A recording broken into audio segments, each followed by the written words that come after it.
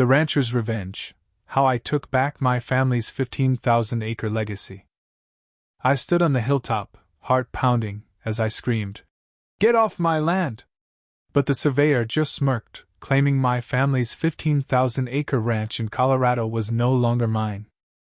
The Pine Valley Homeowners Association, HOA, had forged my signature while I was overseas, selling my heritage to developers. Bulldozers tore through fields my great-grandfather planted, and my father's grave lay in the path of their greed. They thought I'd crumble. They were wrong. I uncovered their fatal legal mistake, and the terror in their eyes when I revealed I now owned their homes. Pure justice. Where are you watching from? Drop a comment below as I unravel how I turned their theft into a legal masterstroke that left them reeling. After 6 months in Singapore on a cybersecurity project, I returned, craving the open vistas of the Carter Ranch. Instead, I found construction crews staking out my land. Dust swirled as I slammed my truck's brakes. "What the hell are you doing?" I demanded, storming toward a man in a white hard hat. He barely looked up.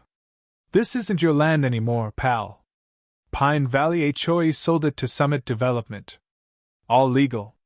He handed me papers stamped with official seals, and my signature. A signature I never wrote. The ground seemed to vanish beneath me. "I was out of the country," I stammered. He shrugged. "Take it up with the HOA." Within hours I sat across from Helen Price, the HOA president, in her pristine office. Her cold eyes sized me up as she slid a yellow document across her desk. "Mr. Carter, your grandfather signed this agreement in the 1950s, and you authorized the sale last month. Judge Thompson approved it. It's done." My voice shook. "That's not my signature. This is fraud." Her smile was venomous. "Accuse me publicly, and you'll face a slander lawsuit. Accept reality, Mr. Carter." Rage burned in my chest, but I held it in. This wasn't over. I called my mother, Eleanor, now living in Arizona. Her voice trembled as I explained. "Your father warned me about those vultures," she said. "Check the shed. He kept documents in a floor safe." That night, I tore through the dusty shed, finding the safe under a rug. Inside were deeds and tax records, but the HOA folder was empty. Someone had beaten me to it. Eleanor revealed more. "Your father never trusted the HOA. They've wanted our land since the 1950s. Check the family safe. Your birthday's the combination." At an emergency HOA meeting, I faced a wall of hostility. Helen had prepped the residents, who cheered the developments. Economic benefits. When I shouted, "This is fraud," Helen's icy voice cut through. "The sale is final. Security escort Mr. Carter out." Humiliated, I left, but a fire ignited in me. I wouldn't let them steal my family's legacy. I called Laura Bennett, a college friend and top real estate attorney. "They've got a judge in their pocket," I told her. "I need you."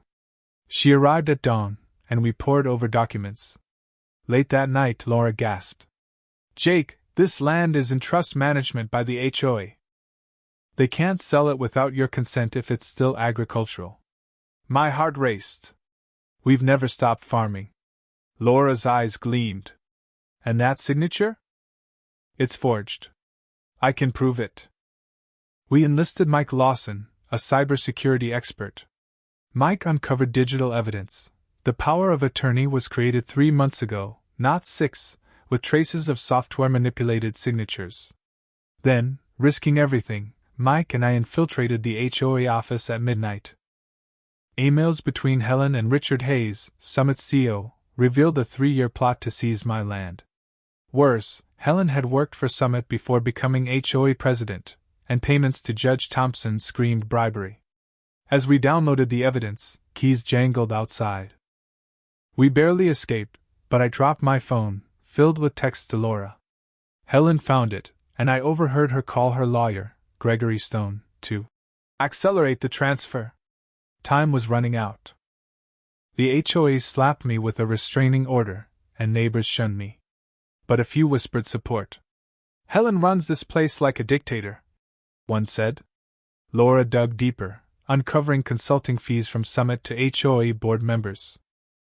Then, at 3 a.m., she found the game changer, a 1963 Colorado Land Act clause. The HOA hadn't renewed property registration since 2015, meaning their homes technically reverted to county control. "Jake," Laura said, eyes blazing, "we can buy their land at auction." We raced to the county records office. Harold Jenkins, a veteran clerk, confirmed the HOA's lapse. "Their properties are under county jurisdiction," he said. Using a shell company Mike set up, I bought the entire HOA neighborhood for $1 in a secret auction. I now own every home, including Helen's and Richard's.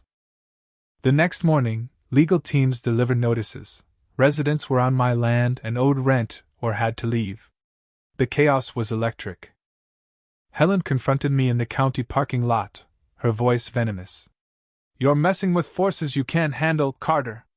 I smiled. "I've studied the law, Helen. You might be surprised what I own now." Her confidence cracked. Residents began rallying behind me, fed up with Helen's tyranny. At a packed community meeting, I presented the forged documents and Summit's payments to Helen. Mike projected bank records, $50,000 to Helen's account. The room erupted. "This is slander!" Helen screamed, but residents demanded her resignation. Richard tried to intimidate me. "I'll destroy you," he hissed. Laura stepped in with a restraining order. I offered residents a choice: return my land and pay damages, or join a community land trust protecting their homes and my ranch. The trust required 90% approval for land changes, ensuring no future schemes. Hope replaced fear on their faces. Helen and Gregory filed an injunction, but Judge Martinez, untainted by Richard's golf club ties, dismissed it. "You failed to register your properties," she said. "This is your mess." Then, my ranch was broken into. Gregory was caught on Mike's hidden cameras stealing decoy documents. His arrest shattered Helen's empire. She turned on Richard, telling investigators, "It was his plan." Gregory, facing charges, confessed to their trio's scheme. Both were convicted of fraud and bribery. The community voted to nullify Summit's contracts and return my 15,000 acres. Richard offered $60 million for a chunk of the ranch. "Name your price," he pleaded. I stared him down. "This land is my family's soul. It's not for sale." 6 months later, the ranch thrived under the land trust. Wheat fields bloomed where concrete once stood. The trust's model inspired other communities, and I launched a nonprofit to fight abusive HOAs nationwide. Standing in the fields my great-grandfather plowed, I felt my ancestors' pride. This wasn't just my win, it was justice for every family facing greed. What do you think of my fight? Should I have taken the money and walked away? Share your thoughts below, and let's debate. Was my legal prank on the HOA a step too far, or did they deserve it? Hit that like button, subscribe, and let's keep this story alive on YouTube.